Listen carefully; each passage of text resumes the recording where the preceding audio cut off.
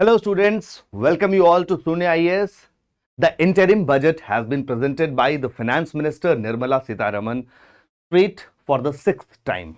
This is the third paperless budget and the uh, presentation has been changed as Bahi Khata wrapped in red cloth.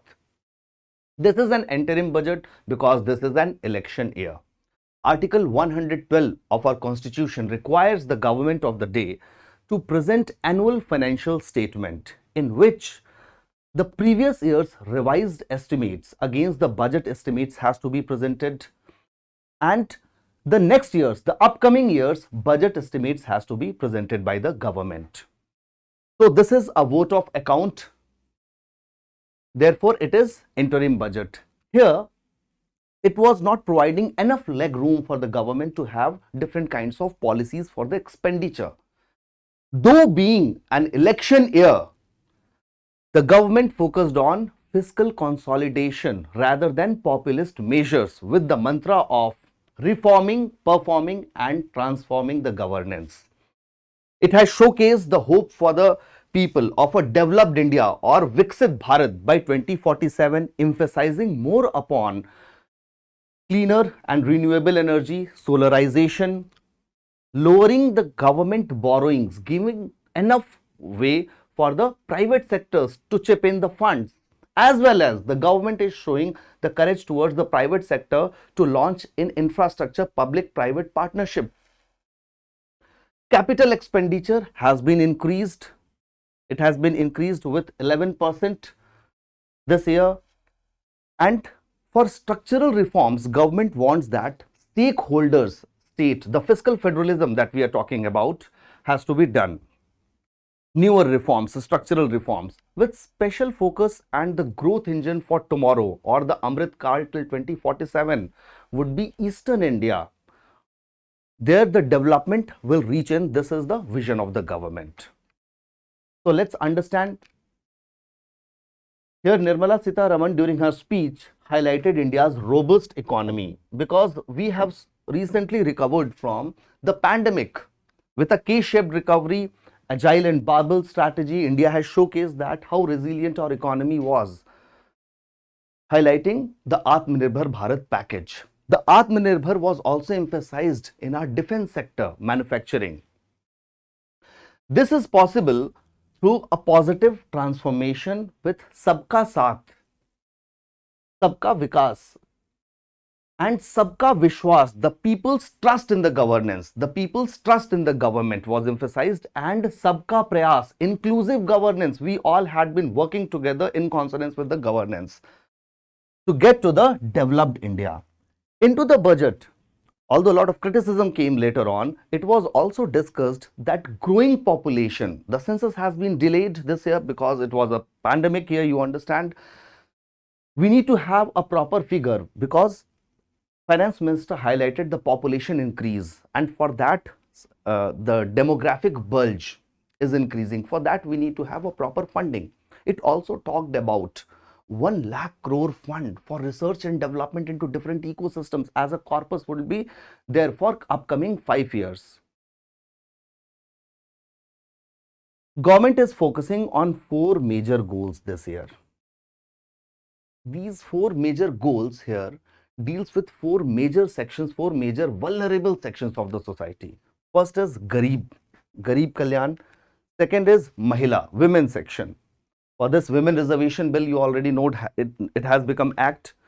Yuva, youth of the country, the demographic bulge we are talking about. The trinity of demography, democracy, diversity backed by Sabka Prayas. Inclusive.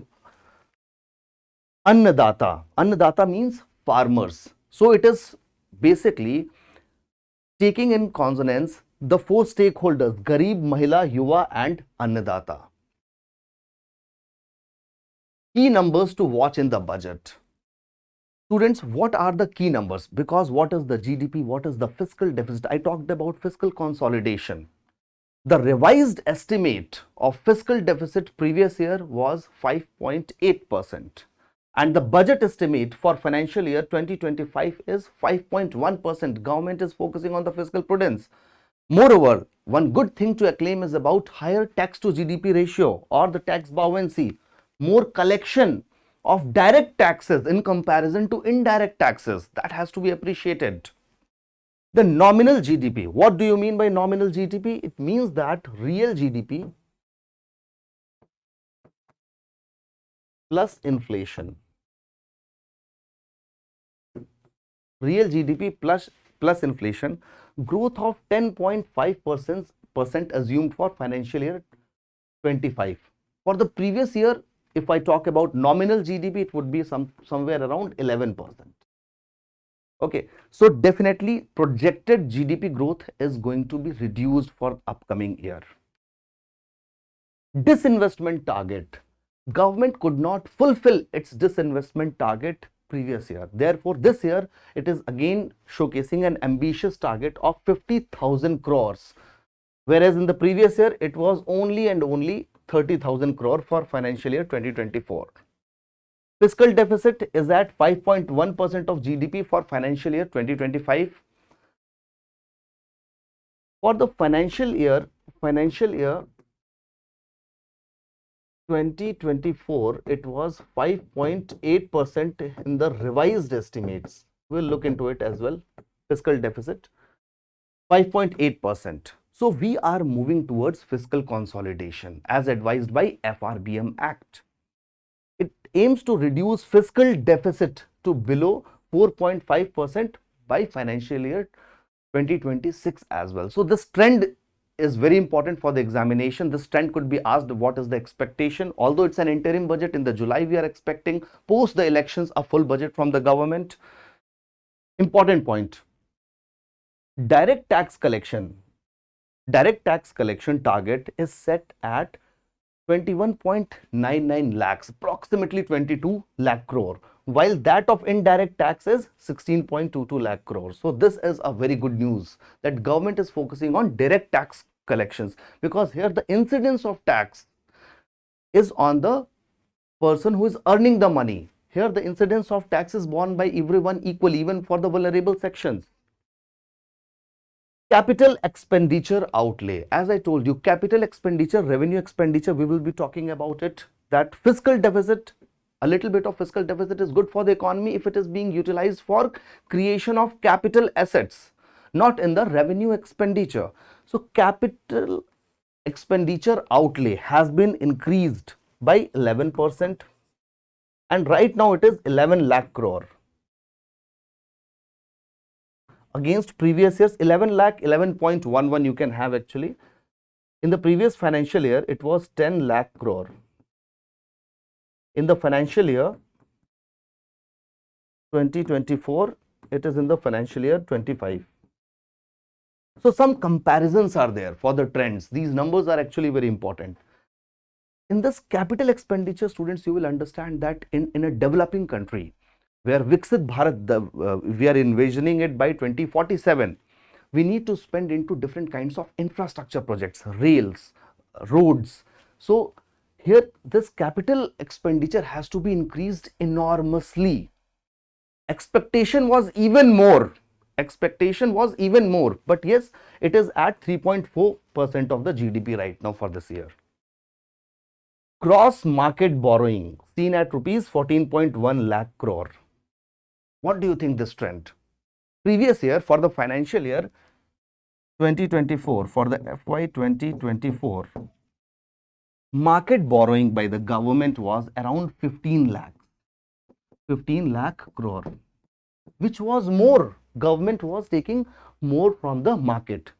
It gives signal towards two things. One thing, if government is not borrowing more from the market here, then private players can take more money for the market. Okay, so private companies, private corporations, they will be having more funds to take from the market. Next thing, government is trusting the partnership between the private players and government to fund the projects of the government. PPP partnership, public-private partnerships.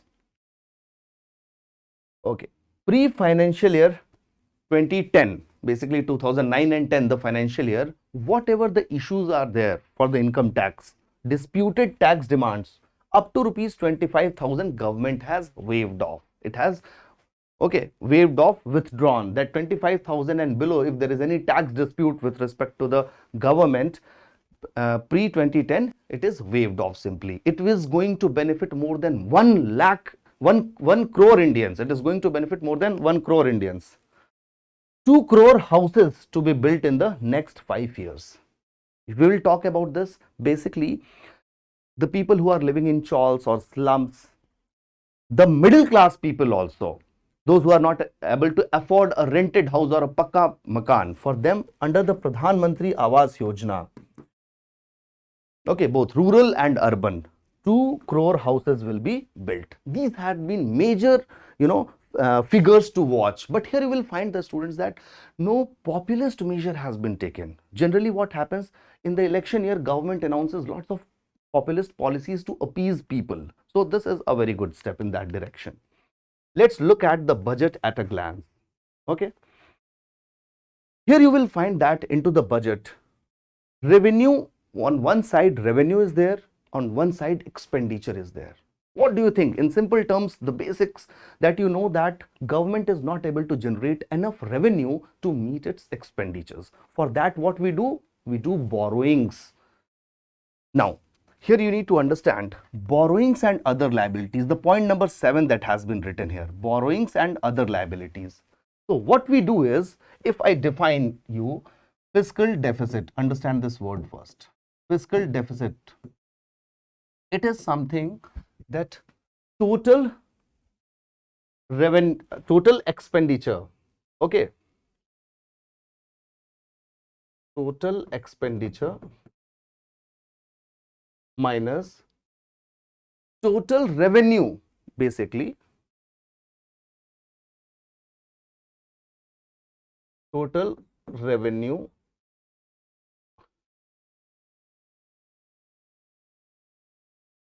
minus, you will find here, borrowings and liabilities. Borrowings and liabilities. Borrowings and liabilities. So here you will find, first of all, you should be looking at fiscal deficit here. 1 plus 5. So revenue receipts minus recovery of loans. Basically, this is revenue receipts, or even here recovery of loans also you will find. Only you have to minus this borrowings and other liabilities from here. So total revenue, that revenue receipts we have got, from there we will be subtracting the borrowings. We will get the fiscal deficit. Indirectly, what does it mean? That fiscal deficit means the total borrowings of the government. If I say you the fiscal deficit target has been reduced to 5.1% of the GDP, it means that government is becoming more prudent, more consolidated in borrowing the money. Moreover, you will find that because capital expenditure is increasing, it means that the money that we are borrowing will be utilized to fund capital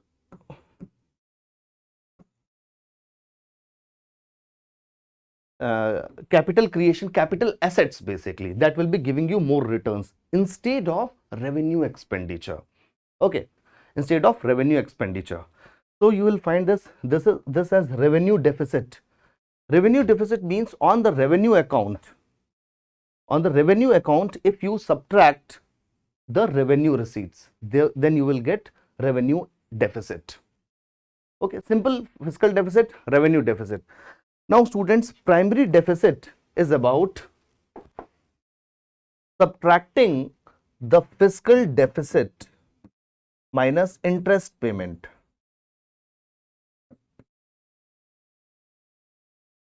Now you need to understand, this is important. Primary deficit, what does this reflect? Primary deficit reflects that what is the fiscal deficit of present government, because interest payment is given on the whole of the borrowings from the previous governments. So primary deficit, basically the government of the day claims that it is the effective fiscal deficit. You can understand, it is the effective fiscal deficit that the government has accumulated, and it has to pay interest payment. Therefore, overall fiscal deficit is more, and hence we are consolidating the fiscal deficit. Just like here revenue deficit, there is a concept for effective revenue deficit also. Effective revenue deficit, we understand that revenue deficit means revenue expenditure minus revenue receipts. If we subtract the revenue deficit from the grants given to the states, basically grants given to the states for capital assets creation, then we will get effective revenue deficit. Sometimes money is given to the states also for creation of the capital assets. These terms you should be clear with. What is the trend you should be knowing, and that could be asked in the examination, that it has been consistently increasing, it has been consistently decreasing. These numbers are not per se important for the examination of prelims or mains. These numbers in the form of outlay can definitely be asked in interview, because the interim budget has recently been asked and it is very important for the interview giving candidates right now. So just look at the numbers.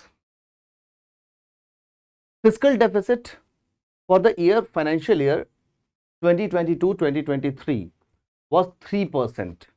Okay, actuals. Budget estimate for the 2023 and 24 we will not look at, because we have revised estimates. It was 5.8%, and the budget estimate for the financial year 2025 we have projected it to be 5.1%. So you will find that it has increased. Fiscal deficit has increased from 2022-2023 to 23-24, and now we are projecting it to decrease. Revenue deficit, you will find the trend that 3.9, 2.8 and then 2. It is on the declining trend here. It is clearly declining. Effective revenue deficit 2.8% of the GDP, then 1.8% of the GDP and 0.8% effective revenue deficit. Okay, subtracting the grants given to the states for capital assets creation. From the revenue deficits, we'll get effective revenue deficit. And the primary deficit, basically subtracting the fiscal deficit minus interest payments. We will get here, this time the primary deficit is projected is 1.5%. In the financial year 2022-23, it was 3% and 2.3% 23-24. Similarly, these comparisons are there for fiscal deficit 5.1, revenue deficit 2, primary deficit 1.5, tax revenue, gross tax revenue, what money has been collected from the tax. It was 11.7, projected is 11.7%, non-tax revenue 1.2%, and central government debt. FRBM talks about reducing the debt. Okay, it is still 57.2%, way higher than the FRBM limitations. Trends for the rupees in and rupees out.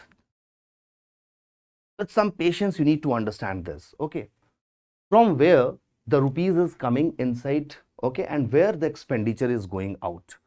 You'll understand borrowings and other liabilities. It has 28%. It comprises, this is what we called as fiscal deficit. The money that revenue, in the form of revenue, government cannot generate, we take it as a borrowing to fulfill our needs. Okay, कभी कभी तो वो पैसा revenue expenditure में भी जाता है and interest payment भी करनी पड़ रही है हमको. This is the problem. So borrowings and other liability, सबसे ज्यादा पैसा हमें यहां से लेना पड़ता है. Okay, apart from that, after here you will find income tax 19% for this year, 19% income tax. After that you will find GST and other taxes 18%, corporation tax at the third place 17%. So these three at least I want you to remember in the examination if the trend comes in the exam. Okay, income tax, GST, then corporation tax. Okay, income tax, GST and then corporation tax. After here you can just understand non-tax receipts, union excise duties, customs and not debt capital receipts. I hope you are making running notes out of it just by putting the ascending or descending order. This is the sections from where we get the money. How the money is being, shared among different pool. You will find the highest payment we are giving in the form of interest payments. Interest payment has highest. It has 20% share in form of expenditure. बहुत ज्यादा पैसा हम interest payment के form में दे रहे हैं. After that, you will find share of states, state share of taxes and duties. States take a lot of chunk from the central resources, that taxes and duties, 20%. Central sector scheme, 16%. Central sector scheme, 16%. Then equally shared between Finance Commission and other transfers, 8%, Defense 8%, and centrally sponsored schemes, 8%. Finance Commission, the devolution, the grants, centrally sponsored schemes, and defense. 6% for the subsidies. Then you will find other expenditure and pensions. So just have a chart out of these things, that how the money is coming, rupees coming from, and how it is being, spent, where it goes to. Okay. Now you need to understand a little bit of terms. I do understand, looking at this budget, you will find we will analyze that in the form of subsidy. Here you will find subsidy. In this subsidy, food, fertilizer, and petroleum or fuel, you can call, where the money is spent the highest, food subsidy or the fertilizer subsidy. So here you can find that already fertilizer subsidy, the allocation is 164,000.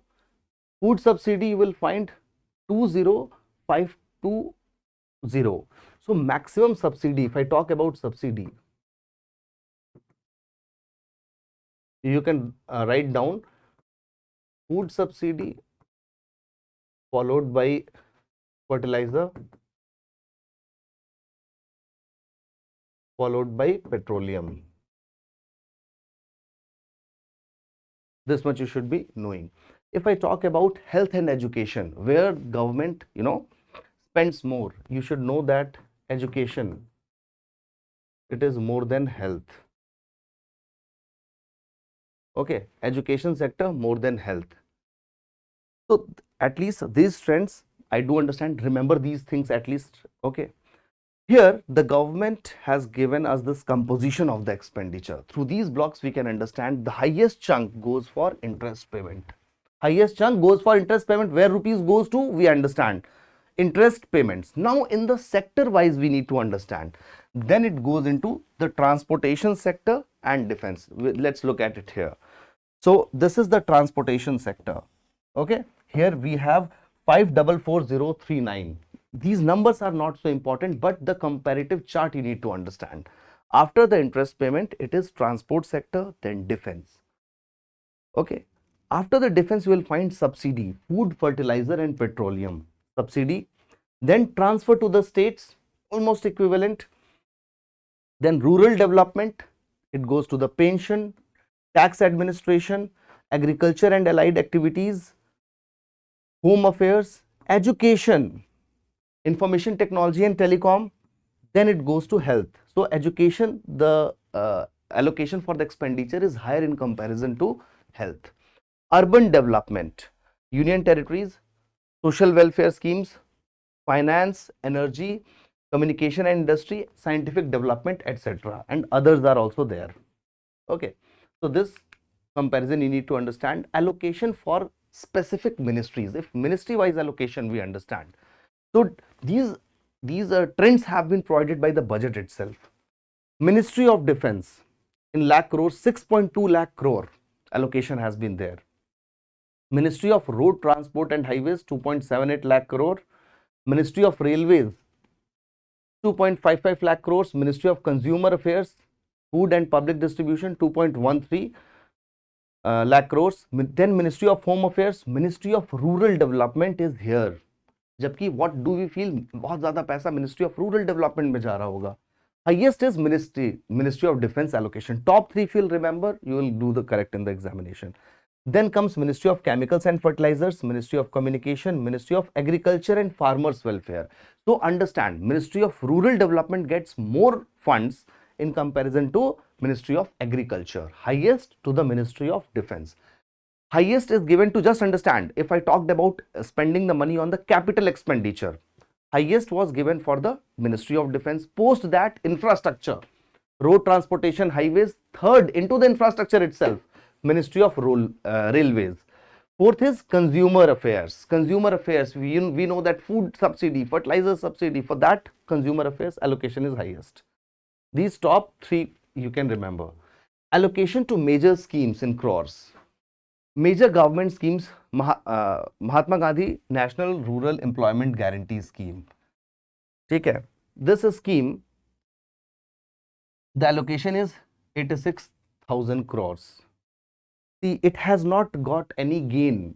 The comparison is that from the previous years, it is just meeting the demand. It is just meeting the demand. No gain has been there. This is a comparison from the budget estimate, not the real estimate. Even some states are complaining that they are running. For example, West Bengal has put some acquisitions that more than 7,000 crores fund has not been released by the central government for the fulfillment of MG Narega scheme there. So states are saying that they have not sufficient funds to fulfill this scheme, but still central government has allocated the maximum share. Yeah. It has not increased per se. Second, we find Ayushman Bharat Jan Arogya Yojana, what we call health insurance based on socio-economic caste census. Okay, 7,500 has been allocated. The Asha workers, the Anganwadi workers, they have been given this Ayushman Bharat insurance universally.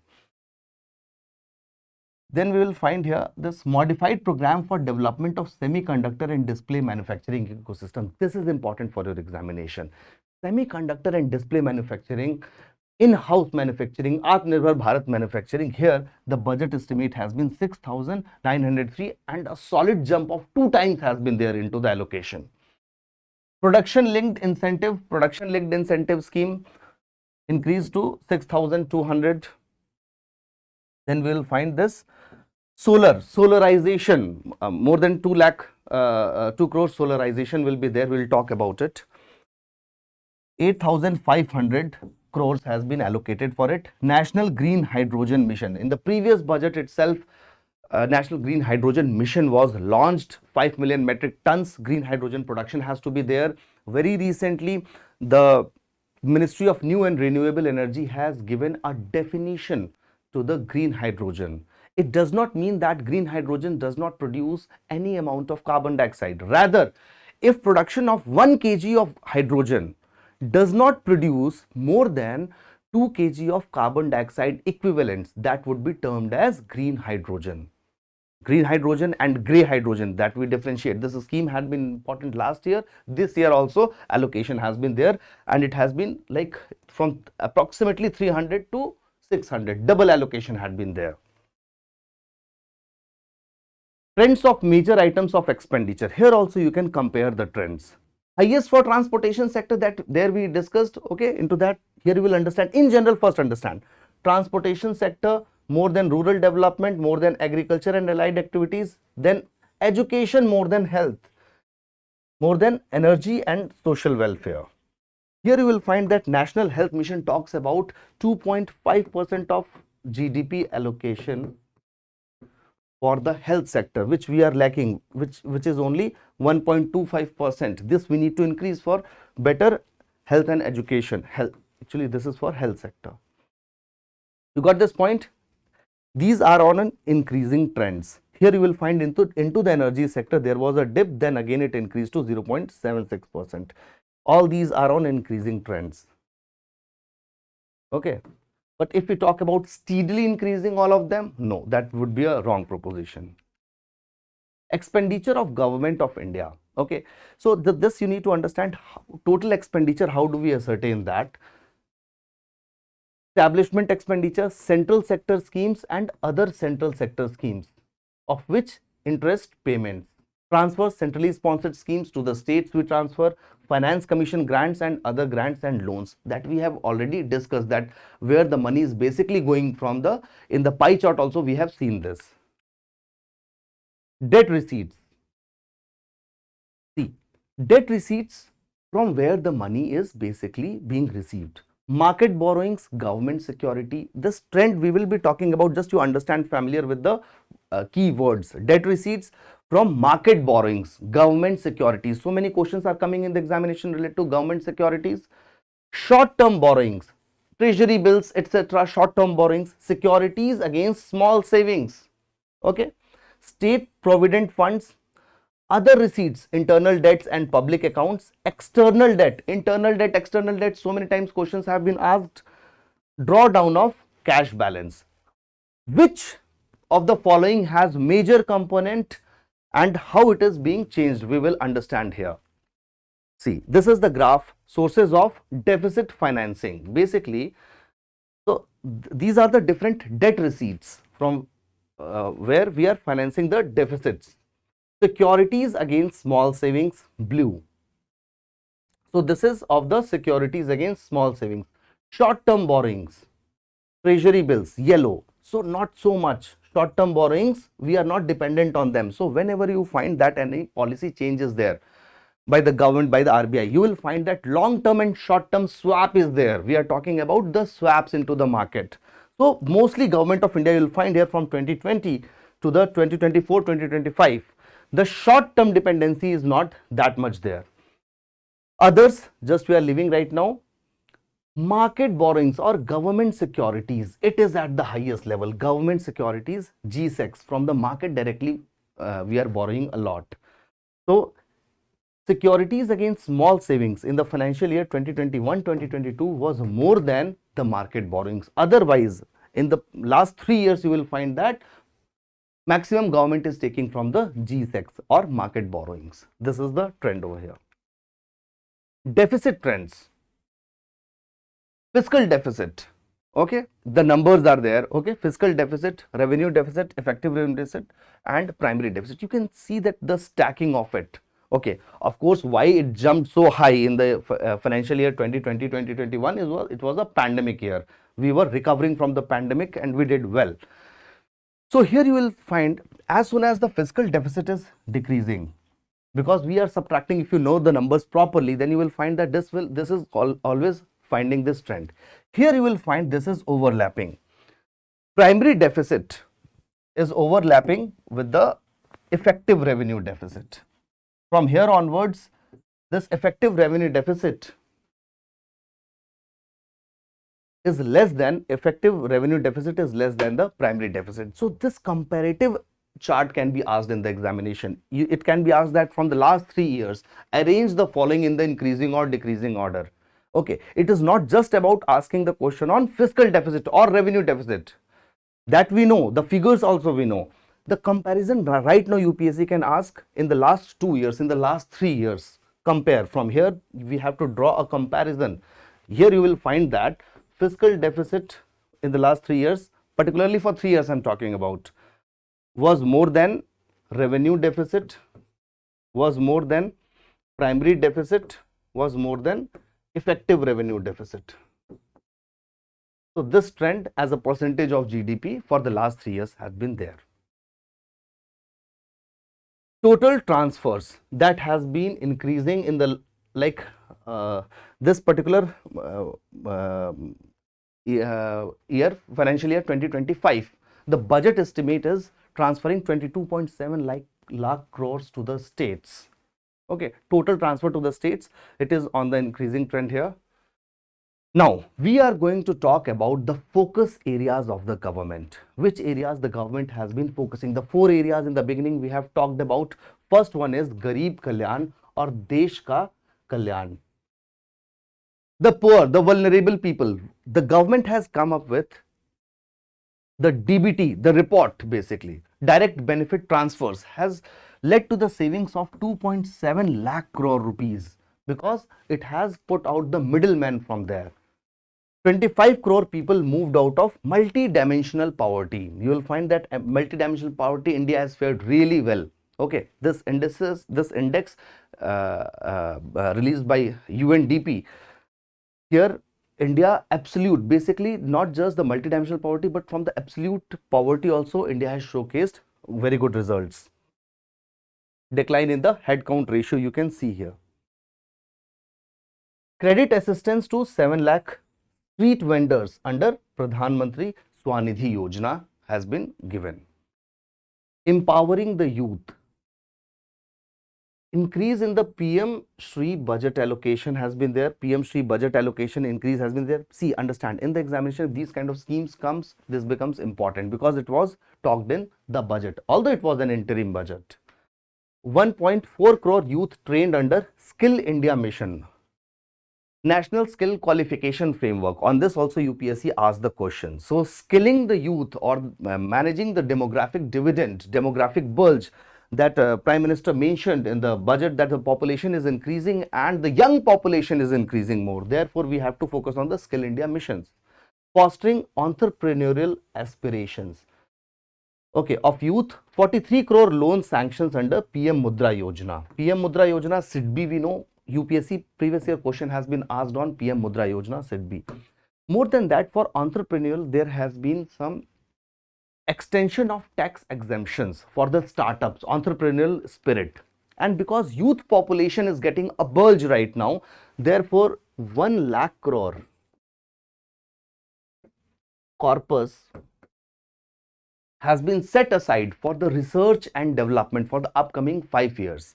The data also talks about 43% of women enrollment, 43% of women enrollment into STEM, science and technology, engineering and mathematics. This also signifies a very good achievement. Moreover, the government has, increased the capacity building for training of the youth by IITs. You will find in 2014. Acha, let me tell you. These comparisons you would find that, sir, why the comparison is not with previous year or the next previous year. It is, this comparison is with the present government which is there from 2013.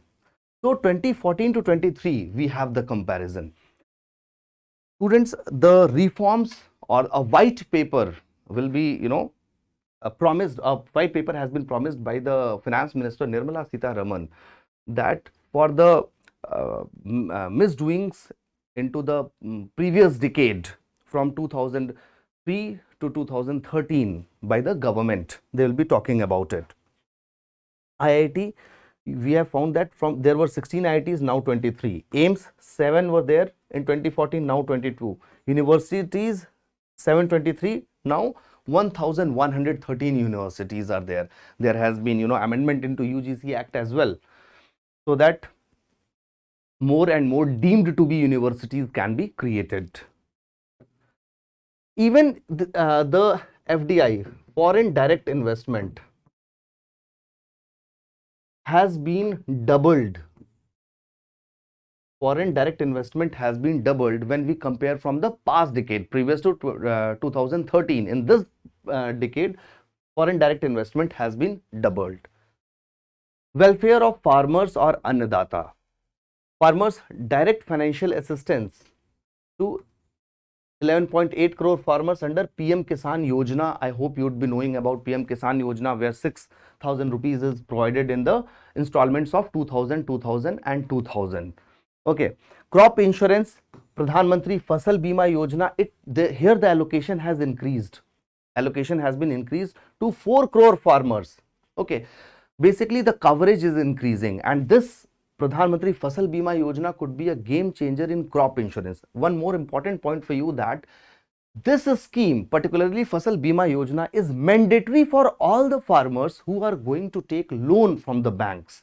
Even if through the Kisan credit card, if a farmer is going to take loan, this scheme becomes mandatory. This ensures different Rabi, Kharif and Zaid rates are there, horticultural crop rates, premium rates are there, and this basically ensures against any natural calamities that are happening, which are more and more prominent because of the climate change happening. So climate resilient agriculture on one hand we are focusing, on the other hand we are focusing on ensuring the farmer that if anything happens through Fasal Bima Yojana. Integration, 1361 mandis, ENAM basically, under ENAM supporting trading volume of 3 lakh crore. Better price discovery, transparent auctioning, and not just intrastate but interstate transaction of the crops happens through the ENAM. APMC Act was there, the mandis were governed by APMC Act. Recently in the 2017 the amendment was there, AP-ALM Act was there. Okay, even the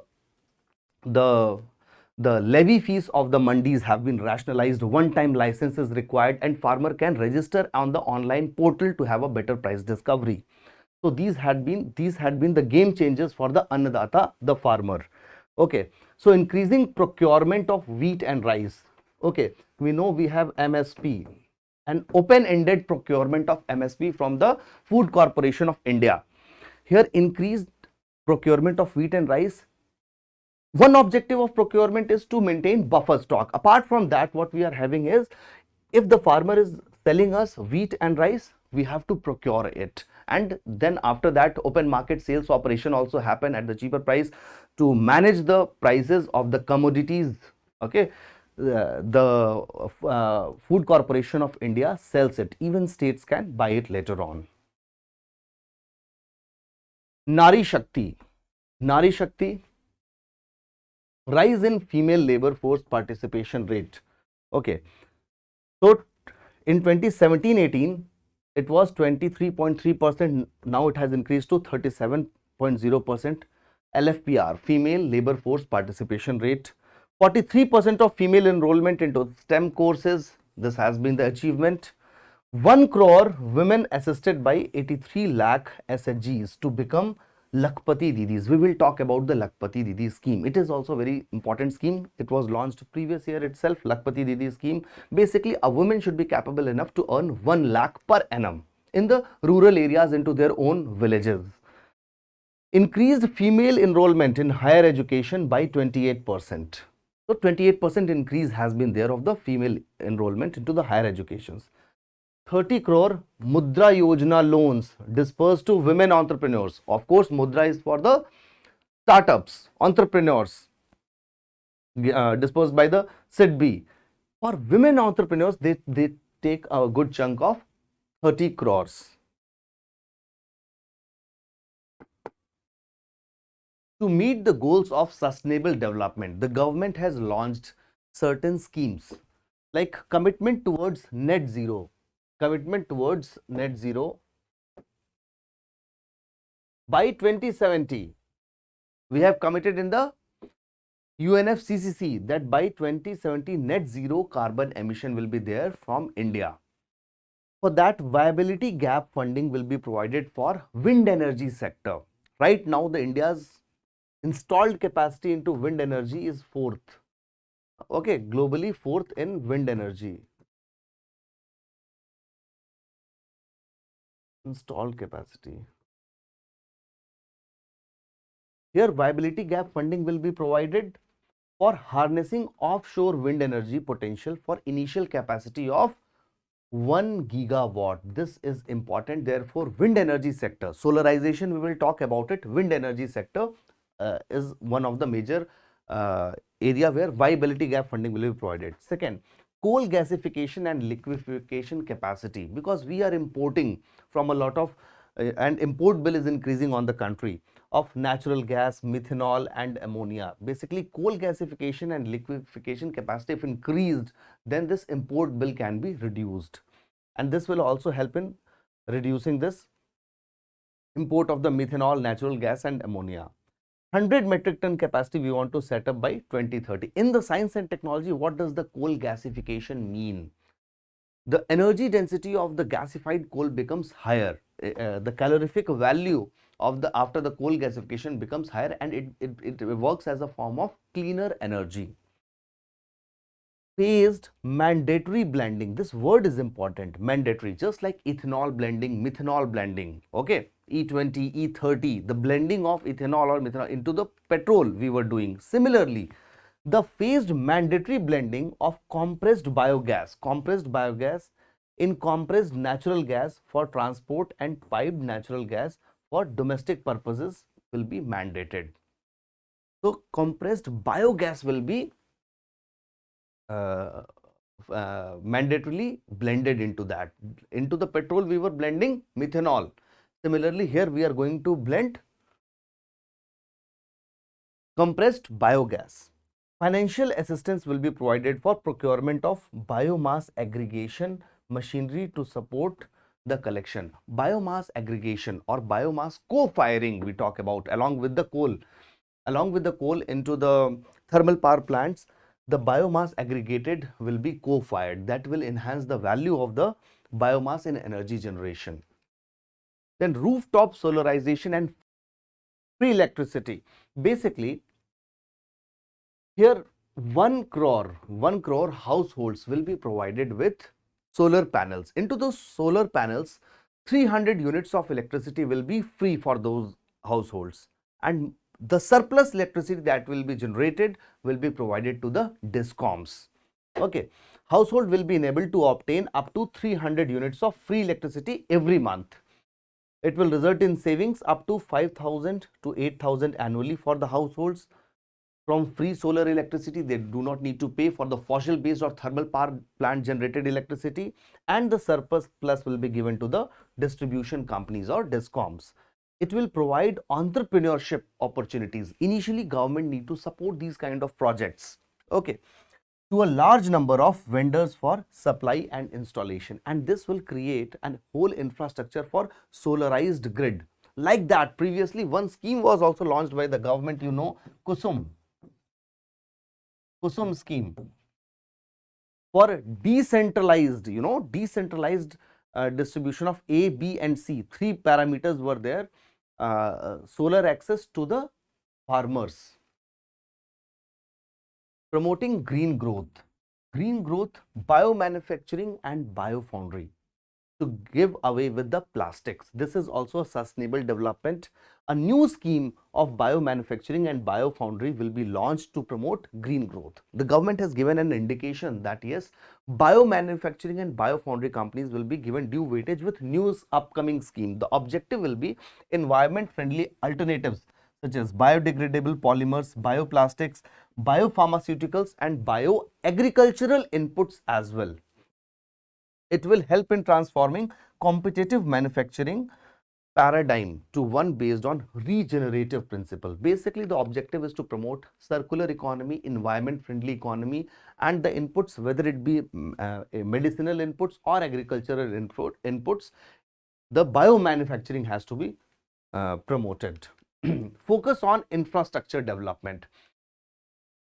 Students, we had been talking about infrastructure because one object, you know, capital expenditure has increased. It is approximately 3.4% of the GDP. Okay, various sectors we will be looking into what sectors the money has been allocated, or the present budget talks about putting the money, as well as infrastructure development. Here the foreign direct investment, FDI, compared to 2005 to 2013, FDI in the previous decade has doubled. Moreover, as an acronym, the Finance Minister Nirmala Sitharaman said that first develop India, first develop India, through the different bilateral negotiations with European Union, with UK, we have to talk about developing India, the Viksit Bharat Objective 2047, through the infrastructure development and FDIs, because FDIs come, foreign direct investment comes for infrastructure development, most of the projects. Now, the government talks it in three sectors here. One is economic railway corridor programs, super important. Three major economic railway corridors are being planned. Three corridors, let's understand. First corridor is about energy, mineral and cement. MEC or CEM, you can remember, energy corridor, mineral corridor and cement corridors. Second is about port connectivity corridors, connecting the different ports. High traffic density corridors, corridors to eliminate the traffics. These projects are identified under the PM Gati Shakti for enabling multimodal connectivity, and for the highways, roads and highways, we will also understand, improve logistics efficiency and reduce cost. Right now, the logistics cost in India is very high. We need to reduce it. We need to halve it, the logistics cost. Okay, that will accelerate the GDP growth and reduce logistics cost. This is what we are talking about. Okay, logistics cost we need to reduce, making the travel convenient. For that, the objective is 40,000 normal rail bogies are there. They will be converted into Vande Bharat standards for convenient traveling. Expanding metro rail and Namo Bharat. Urbanization. Here the objective is to solve the problem of urban India.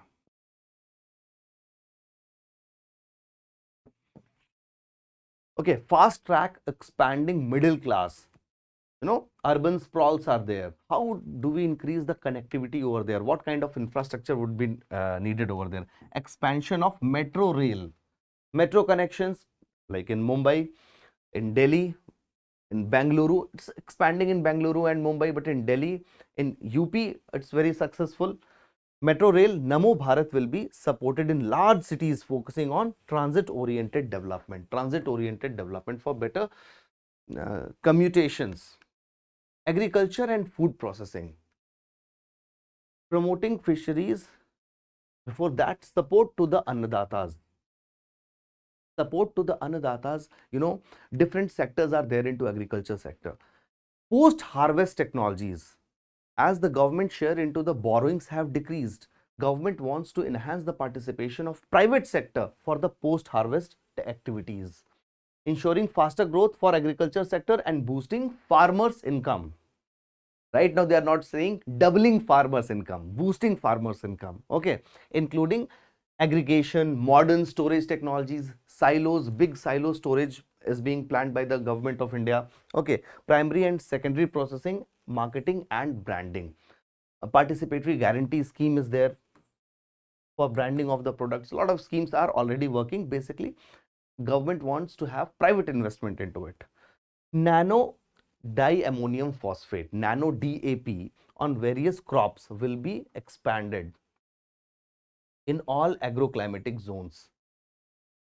A comprehensive program for supporting dairy farmers will be formulated. So dairy, you just need to understand where is the focus, because it's an interim budget. A proper scheme has not been launched. The government has showcased its interest, which areas it wants to brought some new schemes. Promoting fisheries. Okay, we have properly a ministry dedicated to promote this fisheries. We are the second largest producer of the fishery in the world. 5 integrated aqua parks will be set up. 5 integrated aqua parks will be set up that will enhance the livelihood, production and export. It will also boost the export. Implementation of Pradhan Mantri Matsya Sampada Yojana will be stepped up to enhance the productivity. Just like the productivity in the agriculture we want to enhance, similarly the productivity into the aquaculture also we want to enhance. Recently, coastal aquaculture authority has been constituted. Coastal Aquaculture Authority through an amendment act has been constituted. This is going to take over the lead even before the coastal regulation zones, CRZs, CRZ 1, 2, 3, different classifications are there. Coastal regulation zone 1, it's a critical zone to preserve the biodiversity. So basically, Coastal Aquaculture Authority question can be asked in the examination. Promoting fisheries, the norms will be given by Coastal Aquaculture Authority to reduce the ambiguity with respect to the CRZ and the Gazette notifications under it. Here the productivity has to be increased from existing 3 to 5 tons per hectare. Double exports to 1 lakh crore and generate 55 lakh employment. So this sector into the agriculture and food processing becomes very important. Okay, we have to double the export in fisheries. Climate resilience or blue economy. Blue economy, we will call it blue revolution. Blue revolution, the fund allocation into the budget has increased for it. This basically, it talks about resilience. It means the adaptation because of the climate change that is happening, and the communities which are dependent on the blue economy, the restoration and coastal aquaculture, better management has to be done for the blue revolution. Health and inclusive growth, improving healthcare. More medical colleges will be set up to serve people. We know the infrastructural issue is already there. Okay, doctor to patient ratio, okay, bed to patient ratio is poor in India. For that, more medical colleges, already we have seen that number of AIMS have increased, but more medical colleges has to be there, and for that they will form a committee that will be set up to examine the issues and make relevant recommendations. Ayushman Bharat or Jan Arogya Yojana, Pradhan Mantri Jan Arogya Yojana, all the healthcare, okay, Asha workers, Anganwadi workers, this scheme has been extended to all of them. Universal coverage for all the Asha and Anganwadi workers. Vaccination, a platform UWin, CoWin platform, you remember for COVID vaccine, this UWin platform for managing the immunization under Mission Indradhanush. देखो कई सारे missions हैं इसमें. Mission Indradhanush will be rolled out expeditiously throughout the country with UWin platform. This platform could be asked in the examination. Government will encourage vaccination of girls in the age 9 to 14 for prevention of cervical cancer. Cervical cancer and even the vaccination for human papilloma virus. Human papilloma virus, HPV, okay, vaccination will be promoted by the government. Remember this. Okay, human papilloma virus, do read about it. Prevention of cervical cancer, improving maternal and child health. Poshan Abhiyan, Poshan 2.0. We know that Poshan Abhiyan, National Nutrition Mission has been converted into Poshan Abhiyan. Various schemes for maternal and child care will be brought under one comprehensive program for synergy in implementation. Janani Sishu Kalyan Yojana, upgradation of Anganwadi centers under Saksham Anganwadi and Poshan 2.0 will be expedited. Basically, you remember this Saksham Anganwadi and Poshan 2.0. Here, this Anganwadi workers, they have been given the coverage of Ayushman Bharat scheme and it is also interlinked with the Poshan 2.0.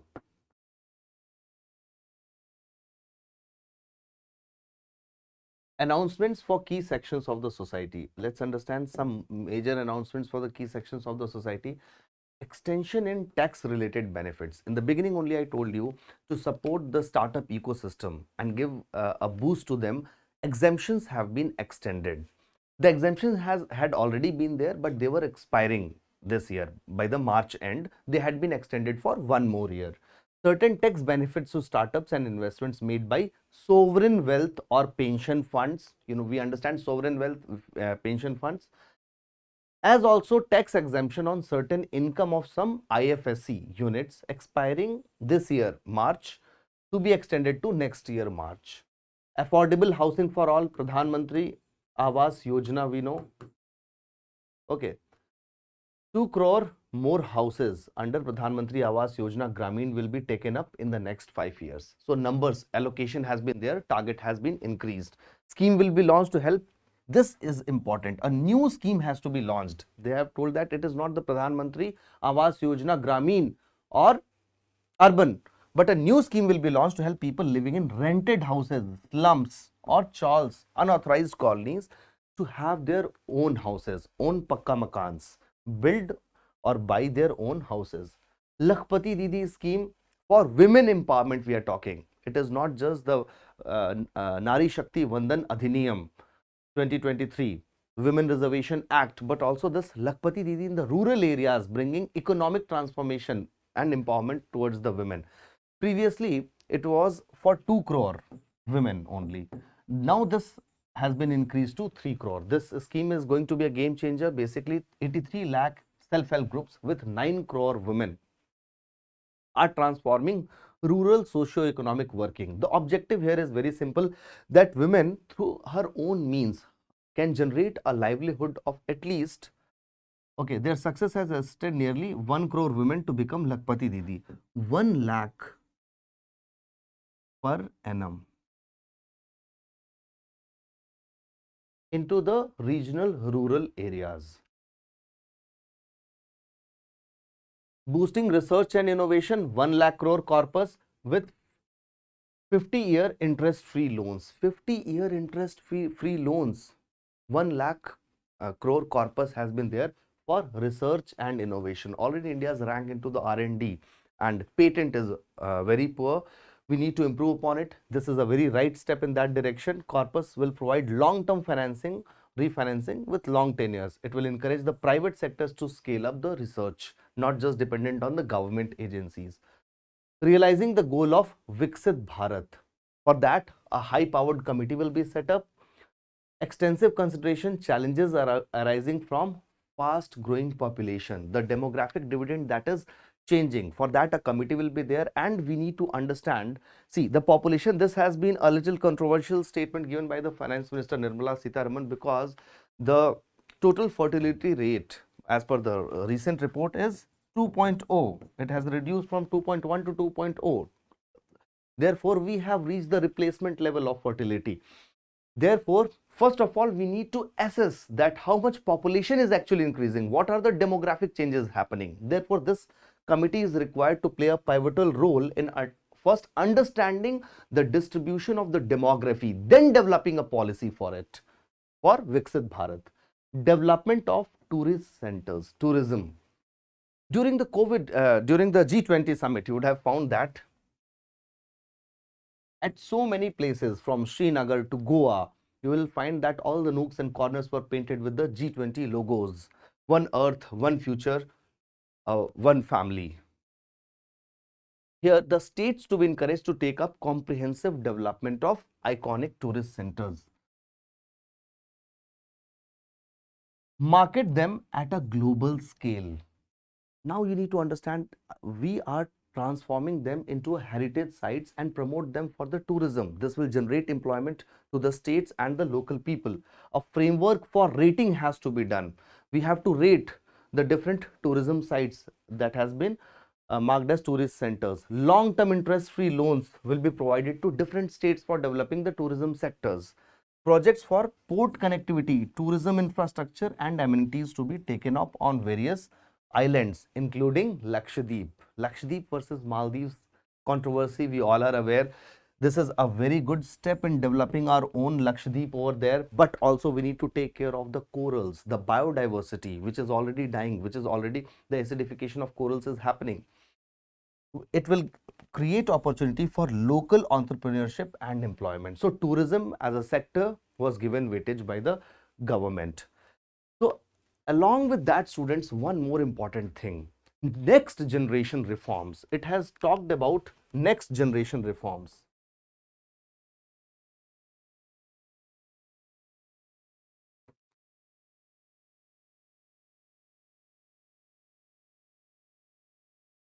In consultation with the states and various stakeholders, the government wants to bring some structural reforms into the economy so that we are on the right track to become a Viksit Bharat in the Amrit Kal, that is 2047. So, thank you guys. I hope you understand the budget, the nitty-gritties of it, and it's a projected budget. The whole soul budget will come definitely in the month of July. Thank you.